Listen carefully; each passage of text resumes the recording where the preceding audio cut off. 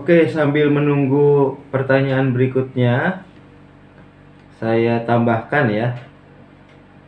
Pertama tadi ada pertanyaan tentang keadilan. Kenapa keadilan dapat dimanipulasi? Ya. Kita kan sekarang sedang bicara tentang keadilan sosial. Ya. Pertanyaan dari penanya pertama tadi, Muhammad Bintang ya, itu mungkin lebih cenderung pada keadilan hukum, gitu ya. Nah, kenapa keadilan hukum seperti dapat dimanipulasi? Ya, proses-proses hukum itu banyak sekali yang menyimpang, misalnya yang tidak memberi keadilan kepada orang-orang yang lemah, misalnya seperti itu. Ya. Dengan kata lain, penegakan hukum itu terkesan belum optimal di beberapa kasus hukum, misalnya seperti itu ya. Nah, itu artinya kenapa? Artinya penegakan hukum di negeri ini masih belum optimal, gitu ya.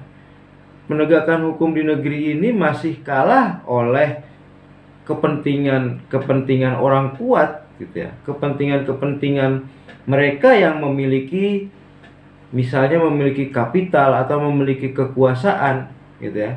Sehingga kemudian ya yang jadi korban dari penegakan hukum yang lemah itu ya orang lemah, gitu. Nah, itu dari sisi penegakan hukum secara umum ya. Nah, kemudian dari sisi penegakan keadilan sosial. Ya, ini dari sisi keadilan sosial. Tadi dari sisi keadilan ansih ya, bahwa dalam keadilan tentu saja ada penegakan hukum. Ini kita masuk pada keadilan sosial ya, sila kelima, keadilan sosial bagi seluruh rakyat Indonesia. Kenapa keadilan sosial masih jauh panggang dari api, katakanlah seperti itu. Nah, tentu ada beberapa penyebab ya, tapi penyebab paling dominan tentu saja kebijakan pemerintah ya. Kenapa keadilan sosial belum membumi, belum dirasakan terutama oleh orang-orang lemah? Ya karena kebijakan pemerintah memang belum memihak pada kelompok-kelompok lemah itu, gitu ya. Banyak sekali kebijakan pemerintah yang memihak pada orang kuat, gitu ya. Misalnya sekarang kita dengar ada kebijakan pemerintah yang memberikan lahan di utara Jawa, dari mulai Jakarta sampai ke arah Banten, itu kepada pengusaha besar, gitu ya. Nah tentu kebijakan pemerintah yang seperti itu tentu akan berpotensi merugikan bagi kelompok lemah, gitu ya. Mereka tentu bisa mengembangkan daerah itu menjadi daerah elit, gitu ya, dari mulai pesisir Jakarta sampai ke pesisir Banten. Tapi kemudian pengembangan daerah elit tersebut tentu saja hanya akan menguntungkan kelompok-kelompok kapital kuat, gitu ya. Mereka lah yang kemudian mampu membeli misalnya perumahan di pesisir utara dari Jakarta sampai Banten itu, gitu ya. Tidak mungkin orang biasa misalnya bisa menikmati daerah itu, gitu ya, membeli rumah di daerah itu. Nah, sementara pembebasan tanahnya itu kan dari orang-orang kecil yang sebenarnya belum tentu mereka itu secara ikhlas menjual tanahnya, gitu ya.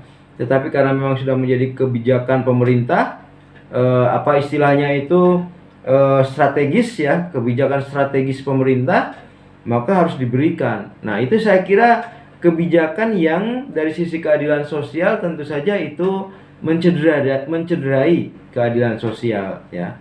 Semoga kebijakan seperti itu tidak berlanjut ya, dan saya kira kita patut berharap bahwa masyarakat asli daerah-daerah itu tentu mereka berhak untuk tetap tinggal di sana, kemudian menikmati kehidupan di sana. Kalau pemerintah mau memperbaiki, ya perbaiki kehidupan masyarakat di sana, bukan kemudian menggusur mereka dan kemudian memberikan tanah pesisir pantai itu untuk pengembang yang tentu saja nantinya akan sulit dicapai oleh mereka kalangan lemah ya, orang-orang asli yang merupakan kalangan lemah gitu. Saya kira itu contoh dari ketidakadilan sosial ya.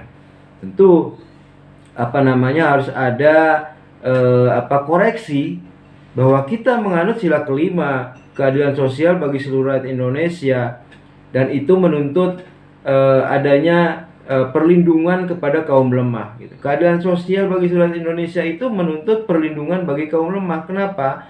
Karena kaum kuat tentu saja sudah sangat kuat ya, dengan kekuatan kapitalnya, dengan kekuatan jaringannya, tentu saja mereka mampu bahkan untuk menggusur orang-orang yang sudah bertahun-tahun, berpuluh-puluh tahun turun-temurun tinggal di situ, gitu ya.